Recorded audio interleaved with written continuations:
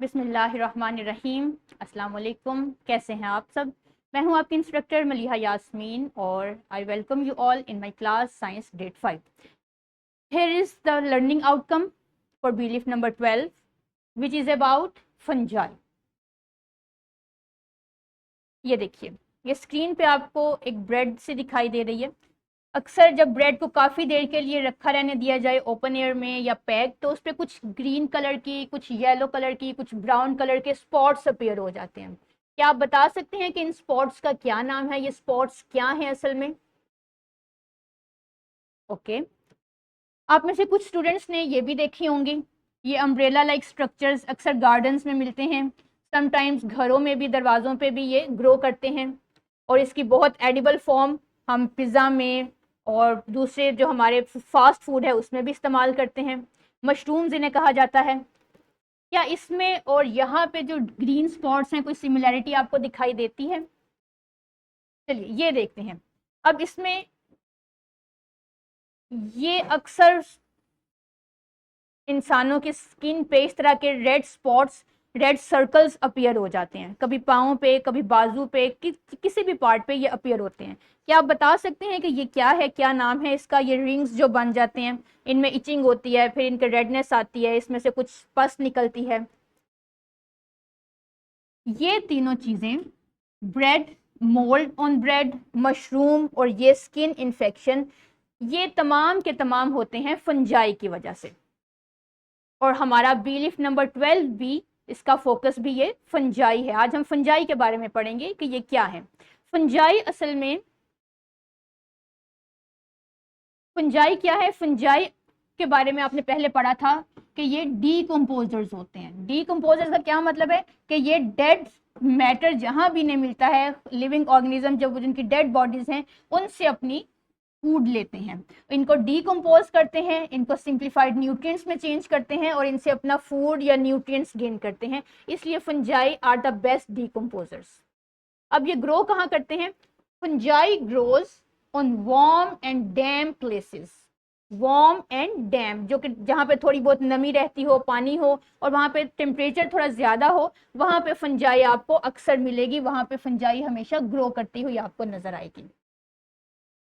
Fungi microscopic भी हो सकती है, जैसा कि यीस्ट।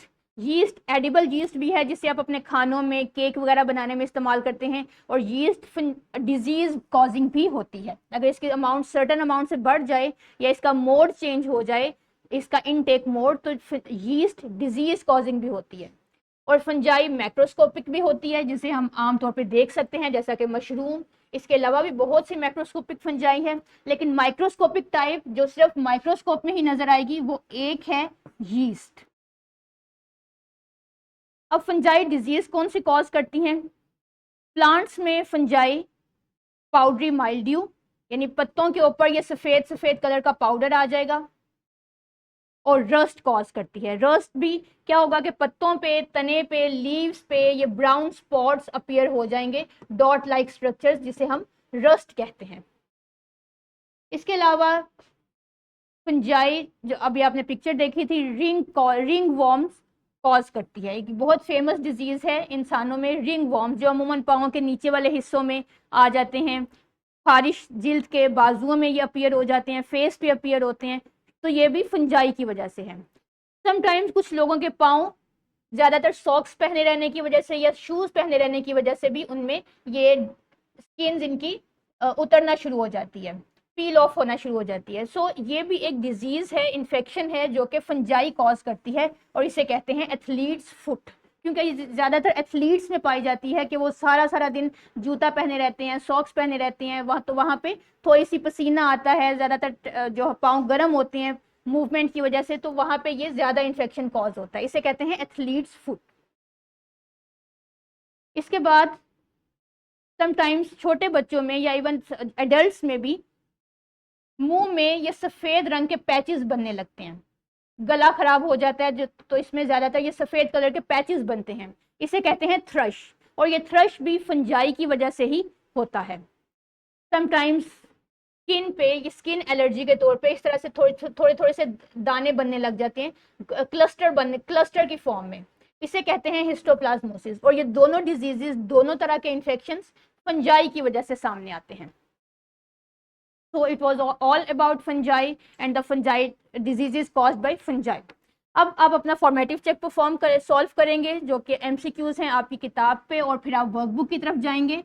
वर्कबुक का जो पेज नंबर 19 और बीलिफ नंबर 12 ये आप सॉल्व करेंगे, और फिर आ जाती है आपका होमवर्क टाइम। होमवर्क के लिए भी आपकी वर्कबुक में कुछ पोर्शन दिया गया है, घर जाके आप उसको सॉल्व कीजिए और अपने टीचर के साथ शेयर करें। अब हम मिलेंगे बीलिफ नंबर 13 में।